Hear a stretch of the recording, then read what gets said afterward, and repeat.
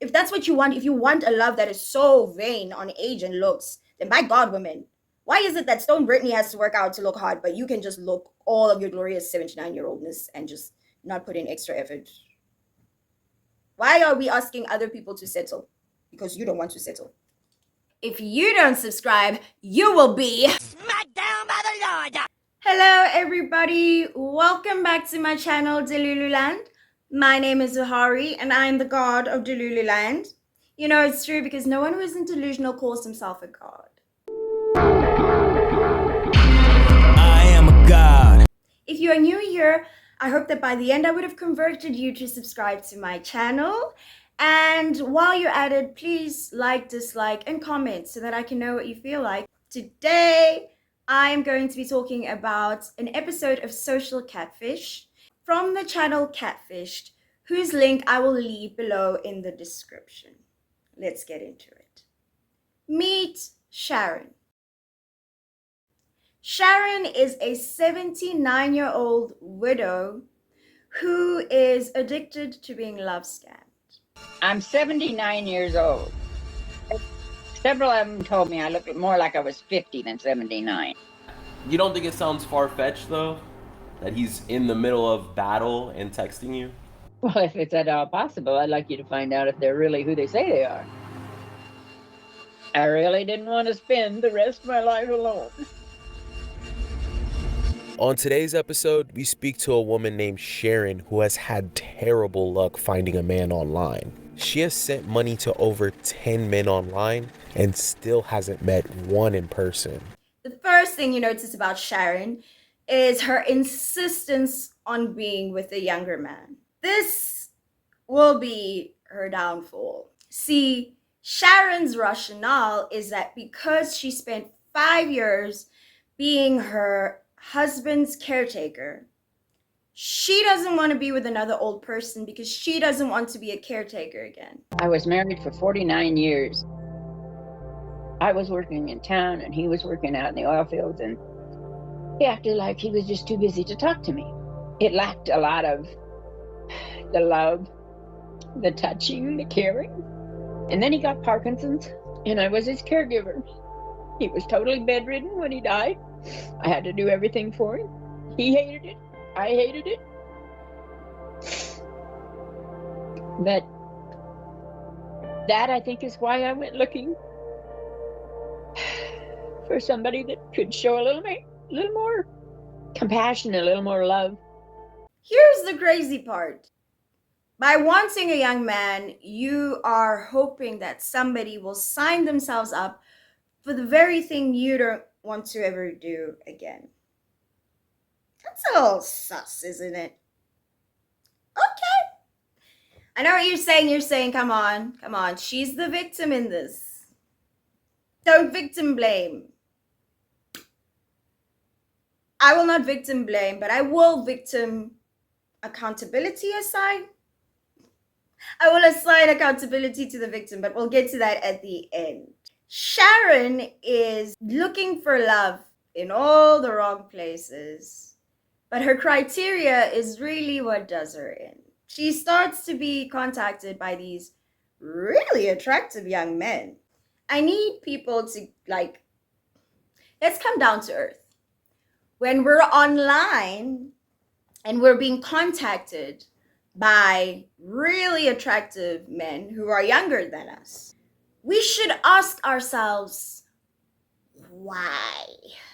I think the biggest problem with talking about love scams is that we want to coddle people's feelings. But the crux of the issue here, the reason this woman keeps falling for the scam 10 times over, is because she doesn't want to admit or accept the fact that she's not attractive enough to land a young man. I once heard somebody say, I'm not my type's type. And I think that's one of the most self-aware statements that I've ever heard someone say. When you want a certain type of man, in this case, a younger man, an attractive man, you have to ask yourself, what do young attractive men want in life? Because what they want in life will be reflected in their desires. Is it natural, expected, or common for a young man to want to be with a woman far beyond childbearing years? Is it normal for a young man to sign up for a relationship where they will for sure not only be a caretaker but bury their partner? Is it fair or common to see young men in relationships with women who have children who are older than them? These things aren't common, but they do happen. And when they happen for a reason. And the reason is there is something for this young, attractive man to gain in this situation. And it is most certainly not personality. Several of them told me I looked more like I was 50 than 79. So she says that several of them tell her that she looks 50. I agree that she looks 50, but she looks like what 50 looked like 100 years ago. Back when 50 was old, when 50 was like a good age to make it to that time, then she looks 50. But for the age we're living in, no, ma'am, you don't look 50. And that's okay. It's okay to look your age. It's okay to look 70 when you are 79, or to look, personally, she doesn't look 79 to me, but I at the same time realize, like, what do I expect a 79-year-old to look like? I could have easily placed her at her late 60s to early 70s. So that may sound like, if that is the truth to me, that would be an earnest compliment. But when somebody tells you something that makes you feel good, because you don't hear it a lot, question it. Online relationships run on good feelings. That's why they're called romance scams. Romance is love's fake cousin. Romance looks like love. It can even feel like love. But the truth is, they're only related. Anybody can give you romance. Romance can be manufactured. Have you ever watched The Bachelor? The whole idea is to create the most romantic environment to bolster these love connections. They basically treat people like lab rats and subject them to conditions that will always result in a romantic and sexual connection being established. In that same way, scammers can always establish a romantic relationship. So at this point, it's like, Sharon, what do we want in life? Do we want love or do we want romance? Because if we want romance, then we can accept everything that's been said, but romance doesn't have respect. And when somebody doesn't respect you, they can treat you like shit. That's the whole concept of love bombing. Romance is a tool of manipulation in the hands of the sociopathic. So be careful. I always used to think when I was younger, it's like, somebody buying you flowers and chocolates is a nice thing. Like, it's a nice gesture. But when we have been indoctrinated to perceive this to mean this, right? When I buy you chocolate and roses, it means that I'm interested in you and I love you. I don't have to feel those emotions to do those things. But if I do those things, you will glean from that information that I feel those things. So romance is very dangerous. And it's something that runs on good emotions. And stable relationships don't just run on good emotions. Because stable relationships require truth, and truth hurts. The truth is, Sharon, you don't look 50. And anybody who says that to you has an ulterior motive. And in your case, the ulterior motive was money. When you are a hunter, which I am not, but I have a cat, and Precious is a hunter. And having observed Precious hunt, what hunters do is they very carefully, from an unseen vantage point, study their prey to see its weaknesses, how it moves, and then to strike.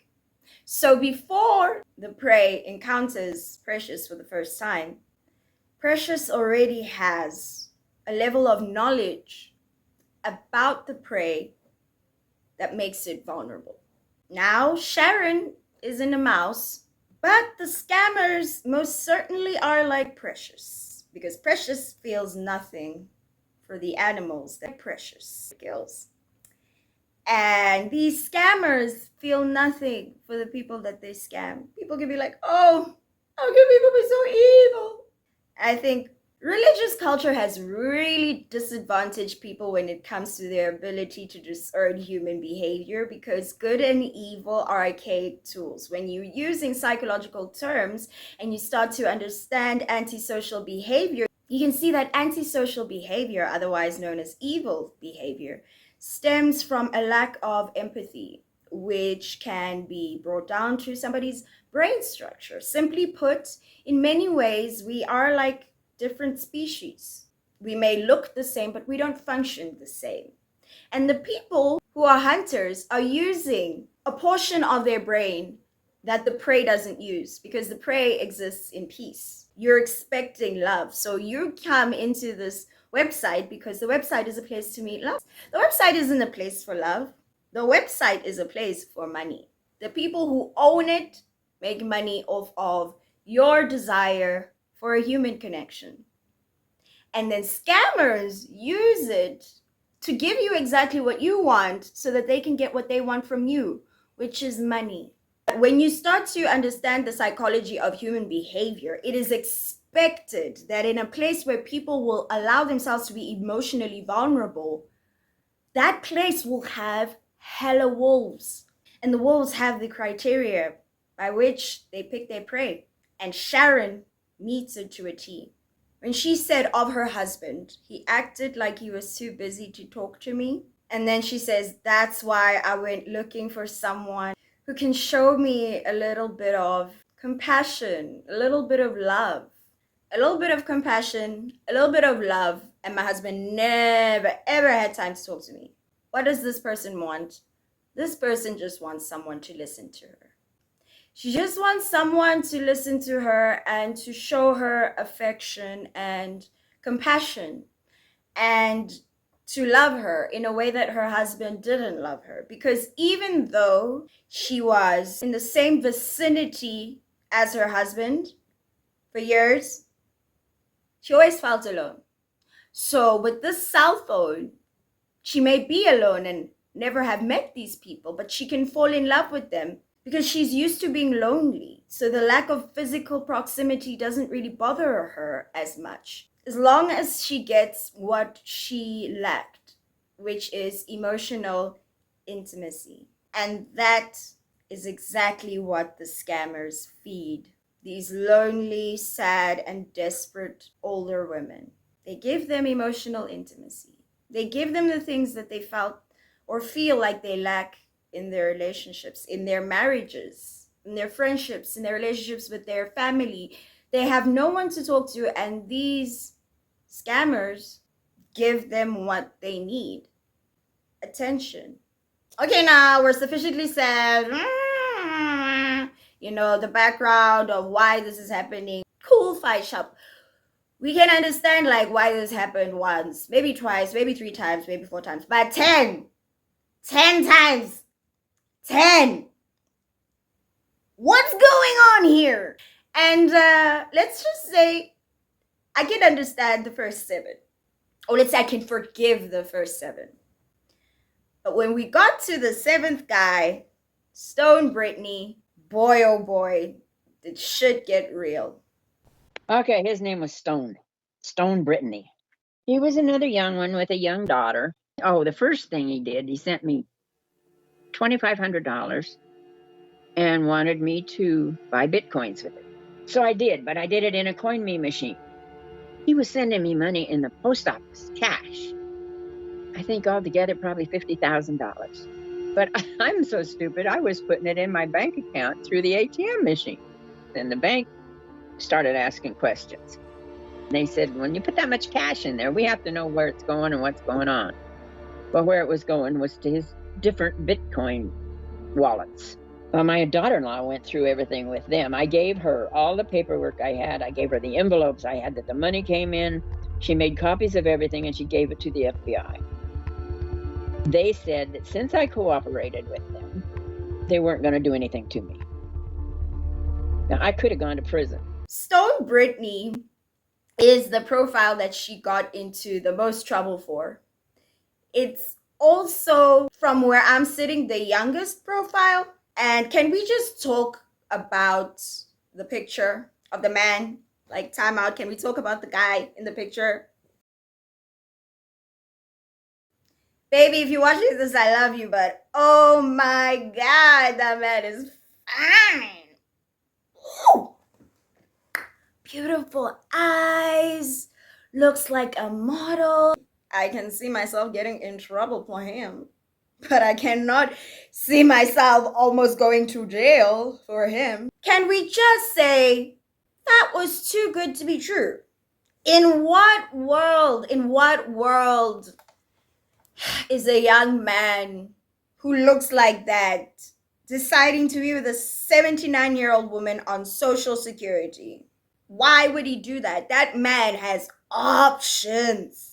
The world is his oyster, or rather, he has a world full of oysters from which he can pick. Your oyster's dry. Even if you did actually look 50, why? Why on God's green earth would you come onto Al Gore's internet and allow yourself to be fooled by men who wouldn't have given you the time of day when you were his age? It's hard to maintain the sorry feeling for people because it's like, what makes you think you deserve a guy who looks like that? How can you say she doesn't deserve? Why are we acting like love isn't earned? We put our best foot forward when we're trying to attract people. There has to be something about you that would make you an exception to the rule, because asking somebody who looks like that to be with you is asking him to make the biggest exception. Have y'all ever seen Cher's man? He is fine. Cher is old. She is up there in the age department. I don't know how old she is, but I will say she is old. But she is with an attractive young man. And you want to know why he's with her? Because she's fucking Cher, bitch. There's money there. There's access there. There's fame there. There's plastic surgery there. There are incentives there that make sense for such a young and attractive man to be with an old woman. Hurt your own feelings. Look at yourself in the mirror and be like, God damn, I know I look good, but I don't look Stone Brittany good. I know I'm sending money, but I don't got Stone Brittany money. Except in that case, she wasn't sending money, she was getting money and then depositing money, and she did not deserve what happened to her there. But at the same time, my God, man, look at him.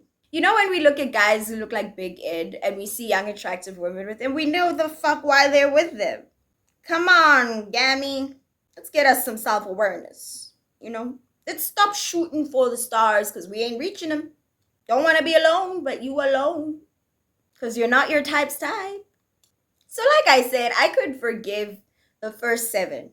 But after Stone Brittany, after dealing with the motherfucking FBI, for her to go back onto Al Gore's internet and fall in love again and send an additional 3 people money. Once the FBI was involved, it forced Sharon to block Stone Brittany. But guess what, Seekers? She started chatting with 3 more men through TikTok. She believes one of these men have to be the real deal.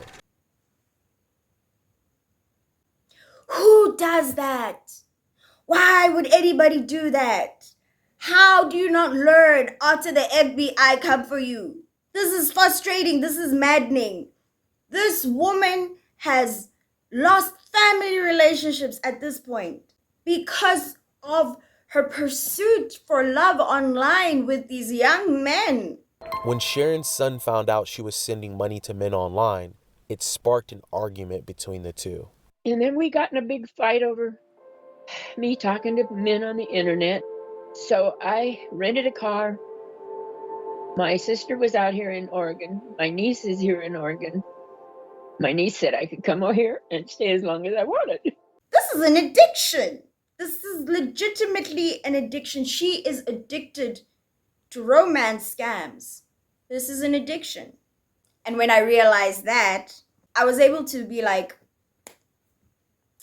that's why this is like hurting me extra. Like, this is hitting a soft spot for me. And that is because somebody that I love has been a victim of many crypto-like scams over the years. And when I took a look at the two scenarios, I realized that the similarities are astounding. But one thing's for sure, a romance scam is a gamble. And her continuous participation means that Sharon has a gambling addiction. Millions of individuals engage in gambling activities every day for entertainment and recreation. Most gamblers are able to do so without experiencing any serious consequences.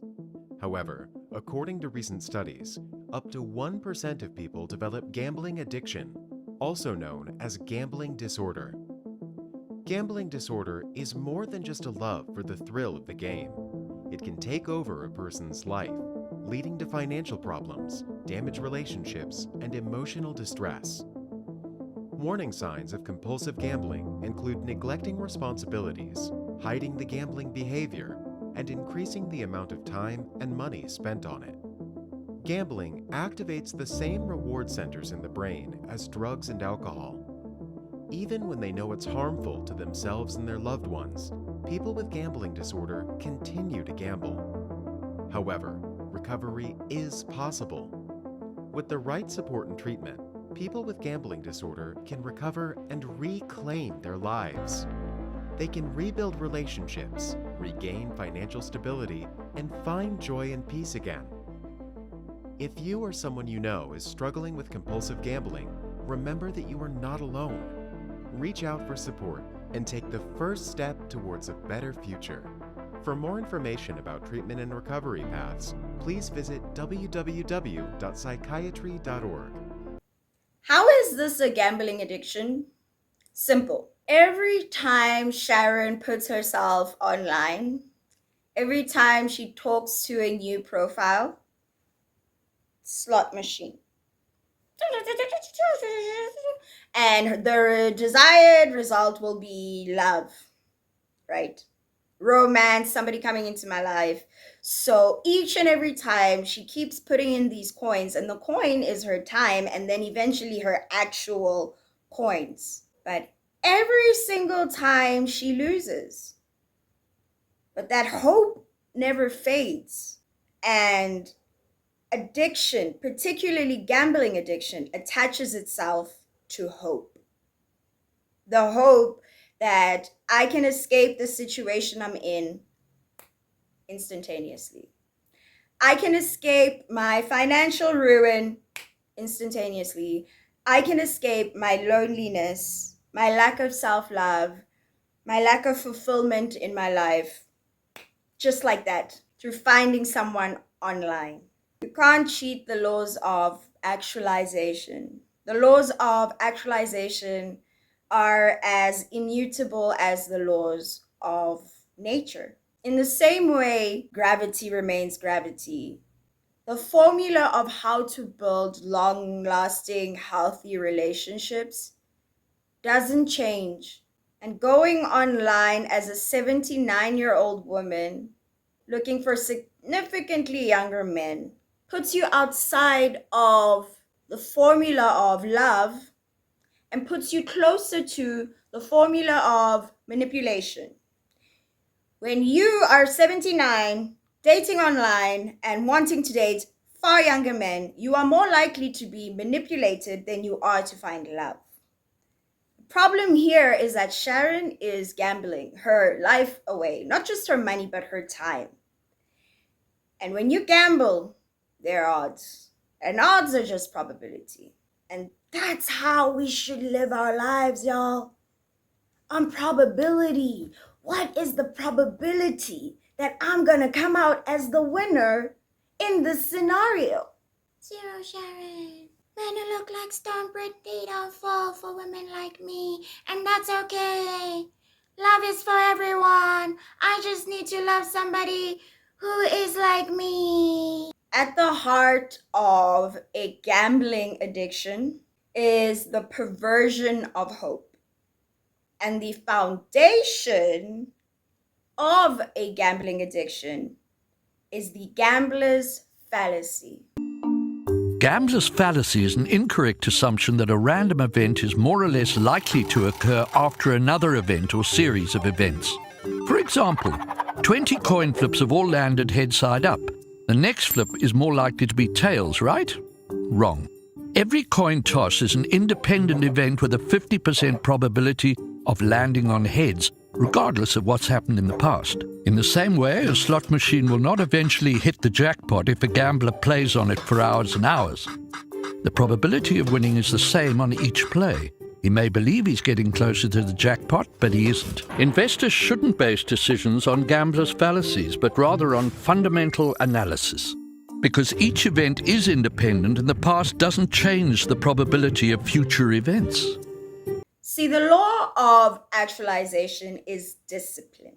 What do I mean by actualization? Actualization is the process of taking an idea and making it manifest in the real world. Essentially, actualization is being a 3D printer. It is putting in an idea and then undergoing a process to make that idea visible on Earth or real. Taking something that was first imaginary and then making it real. So an example of this is when I was morbidly obese, in my head, I had the idea of the person that I am now, but the person that I am now didn't exist in reality. And in order to actualize that, I used discipline. And through aligning my actions with my objective, which is the weight loss and a healthier life and just a happier self, a more self-confident self, self-assured self.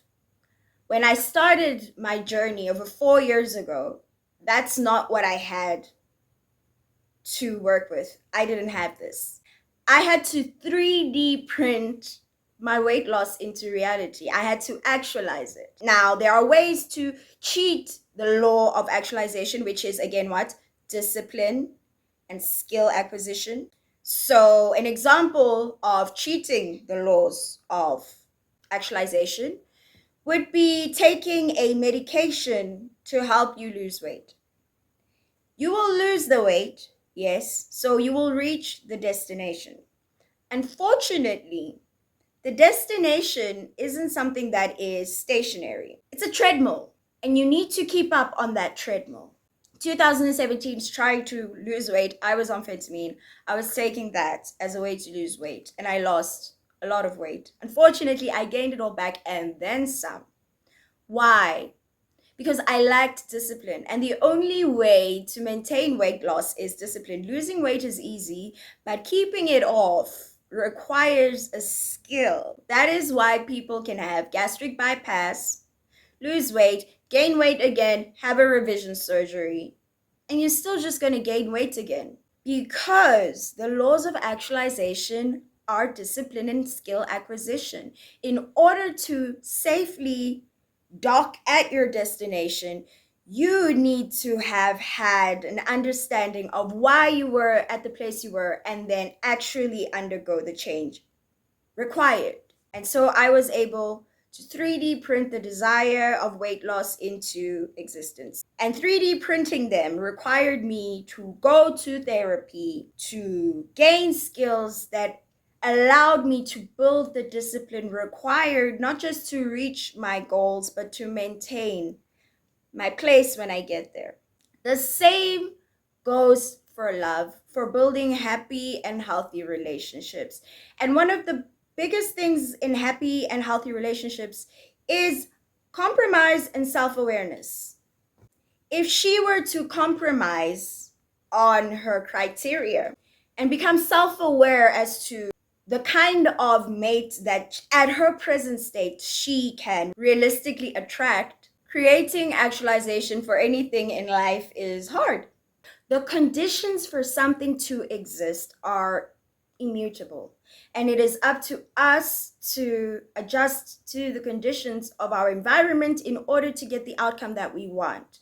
So an outcome of getting a super young guy, in order to get it at her age, she would have to make a lot of money to make herself an exception to the natural instincts within the bodies of young men. It's not natural for young men to desire old women. It can happen, but when it happens, it's almost like an anomaly. It's an exception to the rule. And when there's an exception to the rule, we need to ask ourselves, what are the conditions that make this exception? If Sharon were honest with herself and understood herself, she wouldn't fall for these scams, because she would understand that realistically speaking, somebody who looks like this and is this young has no business even being attracted to someone like me. The likelihood of that happening is the same as it is happening in real life. Every day you go out, you go shopping, you see people, you see young people, the young men are flocking to you or hitting on you or any sort of thing like that. But online they are. Sharon falling for the same scam over and over again is no different from people who go and waste their money at the casino and just play the slots over and over again. And you get that little hope when you feel like you're winning, but all you ever win is a glimpse of the destination you want. All you ever win is a feeling of it, but never the reality. This is what I wrote when I was trying to make sense of this. Humans allow themselves to be manipulated through the perversion of hope. Hope is what holds you together when you're working towards a goal. It is a way to transcend time by predetermining an outcome and then aligning your actions with the road required to reach your desired destination. The perversion of hope is attaching your desires onto chance instead of work. You're placing speed above precision, thus making you more likely to miss your target. Whereas hard work builds skills that create precision, because they tied their actions to hard work as opposed to chance. The fact that Sharon has fallen for this scam 10 different times is an example of the gambler's fallacy. Although it feels like something is accumulating, that these things are related, that someone has to be real because of everything that she's been through, that isn't the case. Each and every person is a fresh, new event. Sharon hopes that one of these men has to be real. One of them, she's just been through too many of these men. She's been through too many profiles, been through this too many times. Every single time she feels like she's getting closer and closer, but she's not. Sharon is making decisions based on this fallacy, and this fallacy can also just be called blind hope.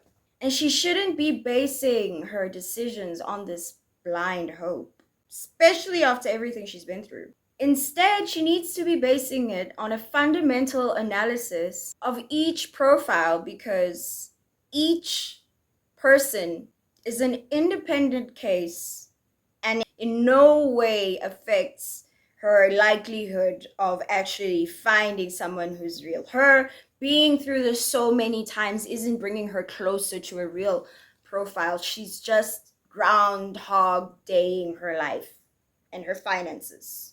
I think of good people as the sheep, Good people are people who are fed morality as the fundamental basis of understanding human behavior. Because of that, they deprive themselves of skills that will allow them to be more perceptive of danger. If you are more educated in the field of psychology, and I don't mean by studying psychology, I mean literally just by interacting with it in terms of like YouTube channels or books or just very surface level things. If you know these things, you are better able to understand the motives behind human behavior, and thus you will question why people are doing the things that they're doing. The wolves, sociopaths, people who prey upon the sheep, they manipulate chance to create certainty. That's why the house always wins. By the house, we mean like the casino. The casino will always give out money in the same way the lottery will always give out money, because that payout, seeing other people get that money, feeds the hope that is then perverted by the casino. And instead of hoping that you can work hard, looking at yourself, judging yourself relative to your environment, saying, realistically speaking, what's the most I can get and what can I do to get it? Instead of focusing your eyes on the steps of actualization, discipline, acquiring skills in order to have that kind of money and maintain it, to be like the business owners, the casino owners, instead of that, you take this hope and you attach it to somebody else's motive. The wolves that own the casinos or the wolves that run the lottery are aware of the sheep that live in ignorance of the reality of human behavior and the manipulation thereof. The formula is designed in a way that no matter how much money it looks like they're losing on the surface, they're gaining way more by keeping alive this belief that at any point, regular schmegular people can escape their financial situations and become millionaires within the twinkle of an eye. And in the same way, the romance scams feed off of the hope that you can find love online and that love has nothing to do with real life conditions, that love is just a feeling. Romance is a feeling. Love has to come into practical application. And when love becomes practical application, we ask ourselves, practically speaking, even if I were to find a young man, why would I possibly want to subject someone I love to what I view as the worst 5 years of my life? You're selfish, and your selfish desires are blocking you. Here's the reality. Had Sharon not put her time and money towards getting her dream man, who is completely fictional and unrealistic, just doesn't exist, not in this timeline. Had she had a more realistic perception of herself, had she lowered her standards, and had she improved upon herself, she would be closer to love. She could have used that time and money to work on herself, to work on her health, get some Botox, look 50, instead of just accepting people saying you look 50. If that's what you want, if you want a love that is so vain on age and looks, then by God, women, why is it that Stone Brittany has to work out to look hot, but you can just look all of your glorious 79-year-oldness and just not put in extra effort? Why are we asking other people to settle? Because you don't want to settle. Sharon could have, in an alternate reality, perhaps a reality in which she sought out mental health help after her husband passed, she could have been equipped with the skills she needs to live a happy life. Because in reality, had she, say, seen a mental health professional, they would have taken her to a place of asking her to be more realistic with her goals, to say that what you want is not what is feasible, but you can get love. You just need to change the packaging in which you want it to come.